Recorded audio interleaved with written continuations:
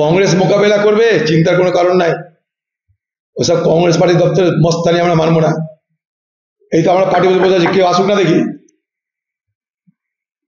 রাহুল গান্ধীর আক্রমণের মুখে বিজেপি পার্টি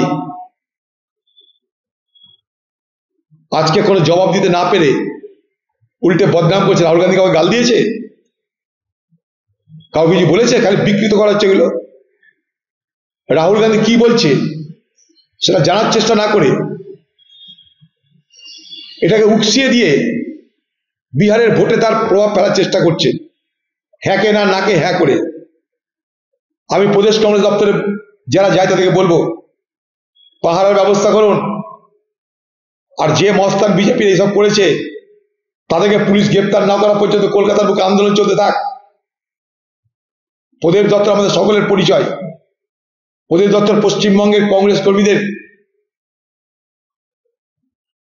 অস্তিত্বের ঠিকানা, আমাদের পরিচয়ের ঠিকানা, আমাদের সংগ্রামের ঠিকানা, আমাদের রাজনীতির ঠিকানা।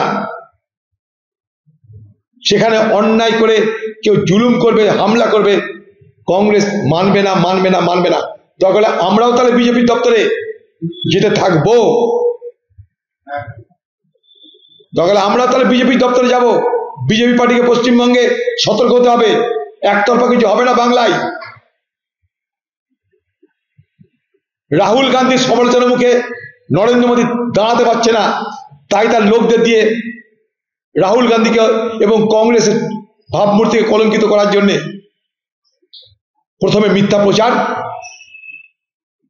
তারপর গুন্ডামি রাস্তা তারা ধারণ করেছে। আমরা মানছি না, মানছি না মানে মানবও না।